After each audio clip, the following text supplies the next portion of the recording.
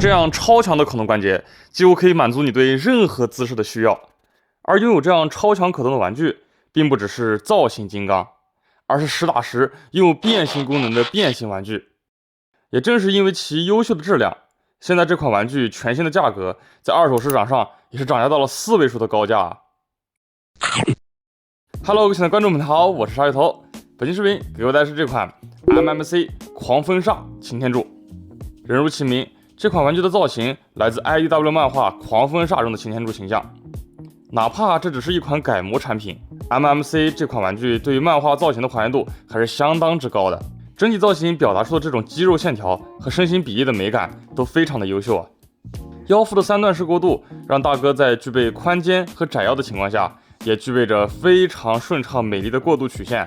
整体色彩和常规擎天柱有所差异，大哥标志的蓝色部分更加偏向青色的感觉。这样的色彩，个人认为可以更好的对应漫画黑暗深沉的背景。人形没有累赘的背包，唯一让人有所诟病的就是设定中轮子应该更偏向在斜方肌的位置，玩具做的有些太过靠后了。当然了，这点小问题对于这款超级优秀的外形而言，完全不值一提。这样流线感十足的造型，也大大提升了它那超越视觉的超强可动性。头部球关360度，外加一段变形使用的后仰关节，手臂旋转二头肌后可以抬起180度。二头旋转因为肩膀造型零件有所干涉，无法360度旋转。曲肘，小臂可以贴合着大臂，后侧还有液压杆造型的联动防穿帮零件。手腕旋转，还有上抬下压的关节。五指超可动手，但是我们等会儿会提到它的小毛病。胸腹3级的关节让它可以做到很大角度的侧腰和弯腰。不过换个角度看，这个断腰式的可动就有些惊悚了。胯部有下拉关节，前踢和侧踢可以轻松超越90度，后踢在解锁下拉关节后也可以勉强达到90度。屈膝也可以轻松贴合，膝盖处有一个小小的联动设计。脚部有一段外拉关节，接地有前后和左右，还有脚尖的前接地关节。这款的可动真的非常的多啊，得益于此，它的可动性能也是超级的优秀啊，可以非常轻松的拍出角度限定的大张力 pose。 不过嘛，问题也是依旧存在的。腰腹部角度外的穿帮让我总是觉得它的躯干像是麻绳上的3个绳结啊。手指的4指都是一个模具，一样长的手指有时候摆 pose 看起来会有些违和。大腿根的齿轮关节也没能顶住岁月的摧残，我的左腿根已经有些不举了。变形需要的缩腿关节有时候会莫名自己缩下去一些，导致长短腿。这些都是我这个怨妇鲨鱼的废话啊！这家伙真的是可动最好的可变形玩具了，喜欢把玩玩具可动性的朋友们一定不会对它失望的。搭配上其他配件，让它成为武器大师，也是解锁了更多有趣的玩法。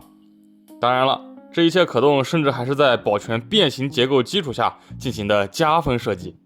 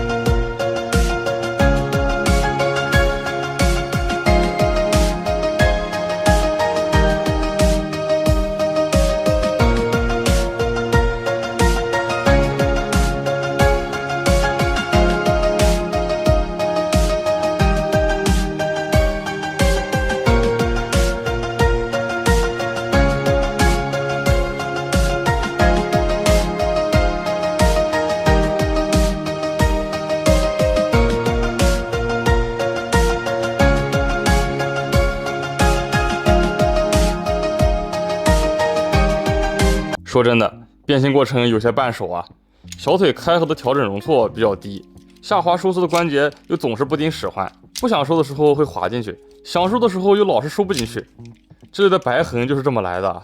希望这只是我操作不当导致的个例情况吧。这个家伙的变形设计确实算不上好啊，很多地方都是靠着长长的连杆达成的。不过车型造型的还原度还是很不错的，滚动性也尚可。变形过程确实比较一般，甚至略显折磨啊。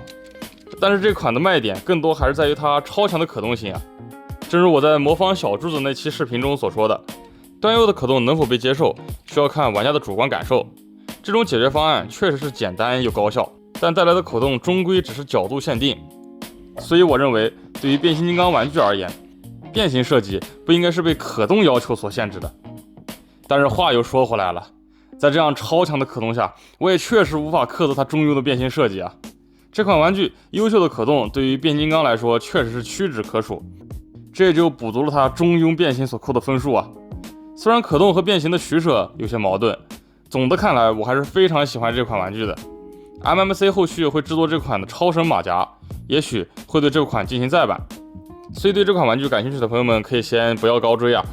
好的，那么本期视频就到此结束啦，感谢您的观看。如果说你喜欢本期视频，可以长按点赞一键3连，关注我，接受更多魔玩分享。